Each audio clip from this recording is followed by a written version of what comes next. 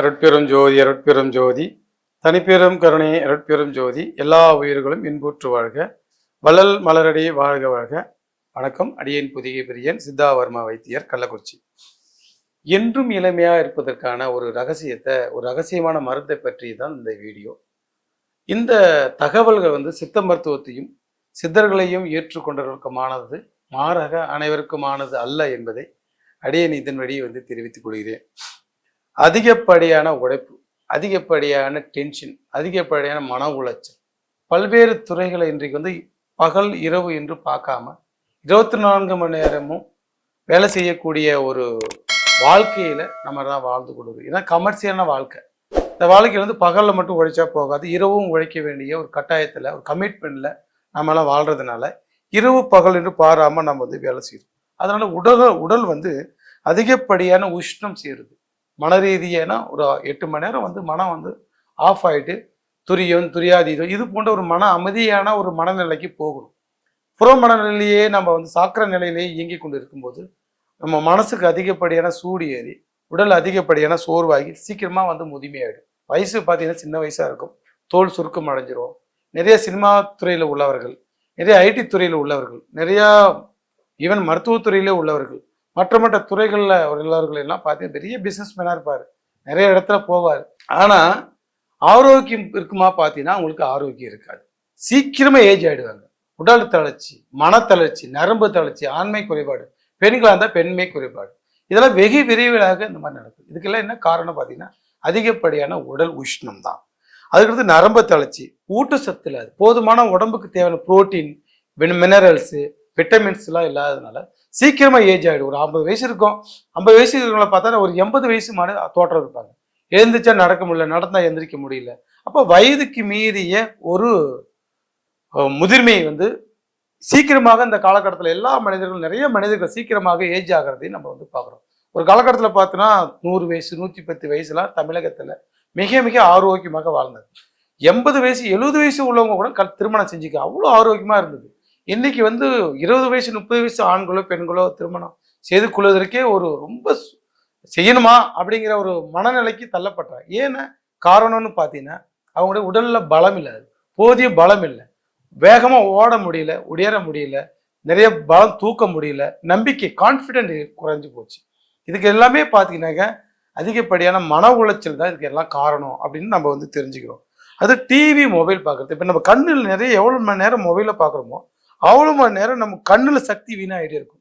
ஒரு நம்ம உடம்புல எந்த உறுப்பை செலவு பண்ணுறோமோ அந்த உறுப்புகள் வழியே நம்முடைய சக்தி விரயம், இந்த விட்டல் ஃபோர்ஸ், லைஃப் எனர்ஜி செலவாகிட்டே போகும். நிறைய நேரம் இப்போ பார்த்தீங்கன்னா ஒரு நாளைக்கு குறைஞ்சது இப்போ நாமலாம் ஒரு 8 மணி நேரம் 7 மணி நேரம் நம்ம மொபைலுக்காக செலவு பண்ணுறோம். அப்போ கண்ணு வழியே நிறைய சக்திகள் வீணாகும் போது சீக்கிரமாக முதுமை அடையுது. டிவி பார்க்கறது, டிவியோ லேப்டாப்போ அதிக நேரம் பார்க்க கண்ணில், ஏன்னா கண்ணு லிவருடைய டிஸ்பிளே. லிவர் பாதிப்பாக இருந்தால் கண்ணில் தெரியும், கண்ணு பாதிப்பாக இருந்தால் லிவர் பிரச்சனையாக இருக்கும். அப்போ அதிக நேரம் மொபைலையோ டிவியோ லேப்டாப்பையோ பார்க்கும்போது அதன் வழியாக நம்முடைய சக்தி ஓட்டங்கள், சக்தியெல்லாம் வீணாகிட்டு சீக்கிரமாக முதுமையாயிடும். முதுமை அடைஞ்ச சீக்கிரமாக நம்ம நோய் வந்துடும். நோய் சீக்கிரமாக வந்தால் சீக்கிரமாக மரணமும் வந்துடும். ஸோ அது மிகப்பெரிய ஒரு காரணமாக இருக்குது. ரெண்டாவது தூக்கம் தான் முக்கியமான காரணம். பார்த்தீங்கன்னா தூக்கம் 8 மணி நேரம்லாம் மக்கள் இன்னைக்கு தூங்குறது ரொம்ப கடினமாக சொல்கிறாங்க. 8 மணி நேரம் தூங்க முடியாதுங்க. ஐயோ எனக்கு வேலை டியூட்டி, நைட் டியூட்டி, பெரும்பாலும் இரவு வேலை பார்க்குறவங்க நிறைய பேர் கேட்குறேன், சார் நான் நைட் டியூட்டி பார்க்குறேன், நைட்டில் லாரி ஓட்டுறேன், நைட்டில் நான் நைட் டியூட்டி பார்க்குறேன், இதெல்லாம் என்ன சார் பண்ணுறது அப்படின்னு கேட்பாங்க. நமக்கு இதுதான் எங்களுக்கு புரியுது, எங்களுக்கு உங்களுடைய வலி வருத்தங்கள் எல்லாம் புரியுது. ஆனால் உடம்புக்கு தெரியாது. ஏன்னா இரவு நைட்டில் தான் லிவர் ஓய்வெடுக்கக்கூடிய நேரம். இப்போ இரவுல நீங்கள் 10 மணிக்கு தூங்கலைனாக்கா கண்டிப்பாக உங்களுக்கு செரிமான கோளாறு வரும், லிவர் கோளாறு வரும். ஏன்னா நம்ம உடம்புக்குள்ள இருக்கிற மிகப்பெரிய டாக்டர் யாருன்னா லிவர் தான். அப்போ அவரை சரி பண்ணணும்னா 10 மணிக்கெல்லாம் படுத்து வரணும். நான் 1000 காரணங்கள் சொல்லுவதை நாங்கள் ஏற்றுக்கிறோம், ஆனால் உடம்பு ஏற்றுக்கலையே. நீங்கள் எங்கள்கிட்ட சொல்லி என்ன பிரயோஜனம்? உடம்பு அப்படிதான் அவர் அமைக்கப்பட்டிருது. சித்தர்கள், கடவுள்கள் அப்படிதான் உடம்பு அமைக்கப்படுகிறாங்க. அப்போ அந்த உடம்புக்கு தேவையான ஓய்வையும் ஓய்வுக்கு போதிய மன அமைதியையும் கொடுத்தா தான் அந்த உடம்பு சப்போர்ட் பண்ணும். இல்லைனாக்க சீக்கிரமா நமக்கு நோய். எந்த அளவுக்கு நம்ம உடம்புல சக்தியை தாங்குறோமோ அந்த அளவுக்கு நம்ம ஆரோக்கியமா இருக்கும். எந்த அளவுக்கு நம்ம இளமையாகிறோமோ அந்த அளவுக்கு நம்ம நோய் இம்யூனிட்டி பவர், நோய் எதிர்ப்பு சக்தி. எந்த அளவுக்கு நமக்கு நோய் எதிர்ப்பு சக்தியா இருக்குதோ அந்த அளவுக்கு தான் நம்ம ஆரோக்கியமா இருக்க முடியும். அதனால உடம்புல ஒரு நோய் எதிர்ப்பு சக்தியை உண்டு பண்ணக்கூடிய உணவுகளை நம்ம எடுத்துக்கணும். இல்லை சார், வீட்டிலலாம் நம்ம பொதுவாக தான் சமைக்கிறாங்க, அந்த மாதிரிலாம் சாப்பிட முடியாதுன்னு சொல்றவங்களுக்கு சித்தர்கள் அருளிய கருங்காலி கிருதம், கருங்காலி கிருதம்னு இந்த மருந்தை நம்ம வந்து சித்தர்கள் அருளியது.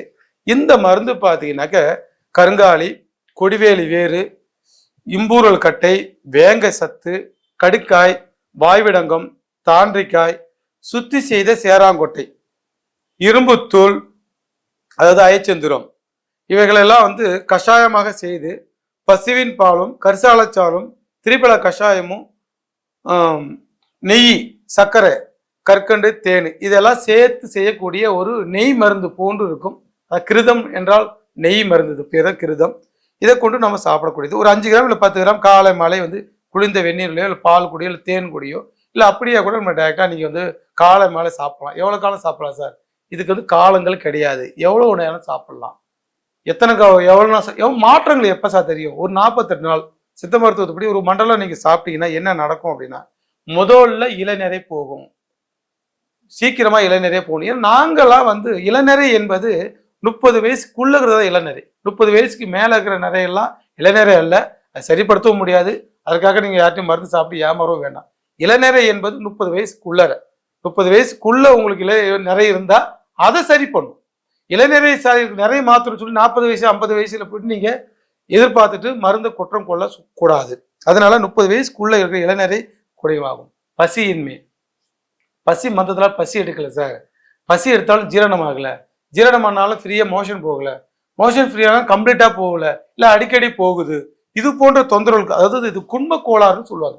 இந்த வயிற்று பிரச்சனை எல்லா பிரச்சனையும் சரி பண்ணக்கூடிய ஒரு அற்புதமான மாறுது. சிலருக்கு பார்த்தீங்கன்னா ஒரு காலத்தெல்லாம் பார்த்தீங்கன்னா 10 குழந்தைங்க 20 குழந்தைங்க 30 குழந்தை வரைக்குமே பெற்றாங்க. ஆனால் இன்னைக்கெல்லாம் வந்து 2 குழந்தை, நாம் இருவர் நமக்கு எதுக்கு இருவர், நமக்கு ஒருவரே போதும், இல்லை நாமே குழந்தை நமக்கு ஏன் குழந்தை அப்படிங்கிற நிலைக்கு மனநிலைக்கு நம்ம தள்ளப்பட்டதுக்கான காரணம் பார்த்தீங்கன்னா, ஆண்களாக இருந்தால் ஆண்மை குறைபாடு, பெண்களாக இருந்தால் பெண்மை குறைபாடு. அந்த காலத்தில் மாதம் 30 நாளும் மாதவிடாய் நாள் தவிர்த்து 30 நாளும் தாம்பத்தியம் கொள்ளுகின்ற அளவுக்கு ஆரோக்கியமாக இருந்தார்கள். உணவு ஆரோக்கியமாக இருந்தது, மனம் ஆரோக்கியமாக இருந்தது, உடல் பலமாக இருந்தது. ஆனா இன்னைக்கு அந்த நிலை இருக்குதானா? இல்லை. ஸோ அந்த ஆண்மை குறைபாடு பெண்மை குறைபாடு இது சரி பண்ணும். அப்ப ஆண்மை குறைபாடு பெண்மை குறைபாடு சரியானா குழந்தையின்மை பிரச்சனை சரி. நீங்க பார்த்து நிறைய ஃபெர்டிலிட்டி சென்டர், குழந்தை சிகிச்சை மையம் வந்து ஒவ்வொரு தாலுகா சிட்டிலையும் நீங்க நிறைய வந்ததுக்கான காரணம் என்னன்னு பாத்தீங்கன்னா, இந்த வாழ்வியல் மாற்றம், உடல்ல சத்து பற்றாக்குறை தான்.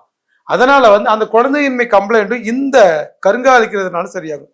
சில பேர்த்துக்கு பார்த்தா எப்ப பார்த்தா இலைப்புன்னு சொல்லுவாங்க, மூச்சு வாங்குறது, கொஞ்சம் தூரம் நடந்தா மூச்சு வாங்கும், மாடி பெட்டிக்கிட்டு ஏறினா மூச்சு வாங்கும், சில வேலைகள் செஞ்சா மூச்சு வாங்கும், சிலது ரொம்ப படபடப்பு வரும். இதெல்லாம் பார்த்தீங்கன்னா உடல் வந்து பலவீனமா இருப்பதற்கான அறிகுறி.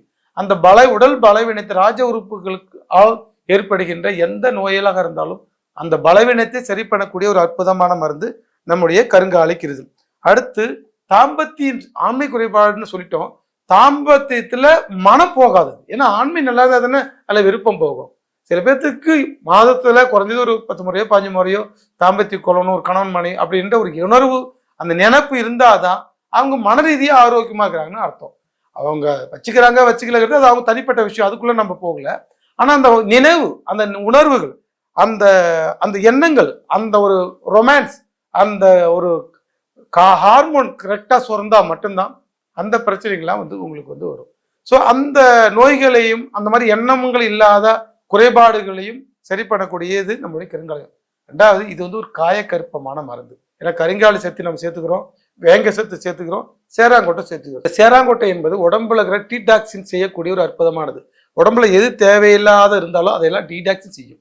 கருங்காலி என்றுமே கருங்காலி போன்று வைரமாக வைத்துக்கும். வேங்க சத்து நிறைஞ்சது. திரிபலா என்றும் இளமையா இருப்பதற்கு திரிபலா. அதனால அயச்சந்திரம் என்றும் இரும்பு போல இருக்கும். இந்த மாதிரியான மருந்துகள்லாம் நம்ம இதில் வந்து சேர்த்து செய்யறதுனால மிக உயர்தரமான மருந்து. நோய் உள்ளவர்கள் சாப்பிடலாம், நோய் இல்லாதவர்கள் சாப்பிடலாம், 5 வயது முதல் சாப்பிடலாம், 100 வயது வரைக்கும் சாப்பிடலாம், யார் வேணாலும் சாப்பிடலாம். நோய் உள்ளவர்கள் மட்டும்தான் இல்லை, நோய் இல்லாதவங்க சாப்பிடலாம். அது மட்டும் இல்லை, இது பொன்னிற மேனியை உற்பத்தி பண்ணும். நீங்க கருப்பா இருந்தா கூட சில பேர் வந்து கலையா இருப்பாங்க, சில பேர் மின்னறுகின்ற மாதிரி இருப்பாங்க, கருப்பா தான் இருப்பாங்க, பாருது அழகுலா இருப்பாங்க, ஆனா அவங்க பொலிவா இருப்பாங்க. ஸோ பொன்னிற மேனியை உண்டு பண்ணும். ஐக்கு அறிவு கூர்மைப்படுத்தும். ஷார்ப்பா இருப்பாங்க. ஏன்னா மூளைக்கு போதுமான சத்து கிடைப்பதனால அவங்களுடைய சொல், செயல், எண்ணம் எல்லாம் ஷார்ப்பா இருக்கும். அவங்க சொன்னா அது நடக்கும். அவங்க நினைச்சா அது வந்து கிடைக்கும். அவங்க பேசினாலும் அது பலிக்கும். இது சொல் வன்மைன்னு சொல்லுவாங்க. இந்த சொல் வன்மையையும் தரக்கூடியது மனிதனுக்கு ஒரு ஆக்கத்திறன். எதையும் என்னால் செய்ய முடியாது அப்படின்னு ஒரு விஷயமே அவங்களால இருக்காது. எதை வேணாலும் முடியும். நான் சொல்லக்கூடிய இந்த வேங்கச்சத்து, கருங்காலி சத்து, அயச்சந்திரம், திரிபலா, மூன்றாவது கடுக்காய், தாண்டிக்காய், முதல்ல இது நம்மளோட சேராங்கூட, இது கலந்த எந்த மருந்துகளாக இருந்தாலும் உங்களுக்கு இந்த கேரக்டர் தரும். ஸோ அந்த மாதிரி உயர்தரமான ஒரு மூலிகைகள் கொண்டு நம்ம தயாரிக்கப்பட்டது அந்த கருங்கால சத்து. ஸோ என்றும் இளமையாக இருக்கலாம், பயப்பட வேணாம். எல்லாரும் இளமையா இருக்கலாம். எந்த நோய்களாக இருந்தாலும் நீங்க இதை சாப்பிடலாம். இது சைடு எஃபெக்டே இல்லாத ஒரு பக்கவாக. இதுக்கு நீங்க மருந்து எடுக்கும்போது உங்களுக்கு இருக்கின்ற நோய்கள் குணமாகும், வரப்போகின்ற நோய்களும் வராமல் தடுக்கும். இப்ப இருக்கின்ற நோய்களையும் விரைவாக குணமாகும். ஏன்னா சத்து ஏறிச்சுனாக்க சீக்கிரமா குணமாகும். நோய் எதிர்ப்பு சக்தி இருந்துச்சுன்னா நோயை எதிர்த்து போராடும். நோய் வந்து எல்லாத்துக்குமே இருக்குதுங்க. நோய் இல்லாத இந்த உலகத்துல கிடையாது, எல்லாருமே இருக்குது. சத்து இல்லாதவங்களுக்கு சீக்கிரம் வெளியே தெரியுது, சத்து இருக்கிறவங்களுக்கு தெரியல. ஆக மொத்தத்துல எல்லாருக்குமே நோய் இருக்குது. அப்ப நோய் இருக்குட்டோம், ஆனா அது நமக்கு வெளிக்கொணராம அதோடைய பாதிப்பு இல்லாம வாழணும் அப்படின்னா நம்முடைய கருங்காலை சக்தி, இந்த கருங்காலை கிருதம் என்று சொல்லக்கூடிய இந்த சித்தர்கள் இந்த மருந்தை சாப்பிட்டு ஆரோக்கியமாக ஆகும். மீண்டும் நம்ம வந்து அடுத்த காணொலியில் அடுத்த ஒரு தலைப்பில் சந்திக்கிறோம். நன்றி, வணக்கம். அருட்பெரும் ஜோதி, அருட்பெரும் ஜோதி, தனிப்பெரும் கருணை, அருட்பெரும் ஜோதி. எல்லா உயிர்களும் இன்புற்று வாழ்க, வள்ளல் மலரடி வாழ்க வாழ்க. நன்றி, வணக்கம்.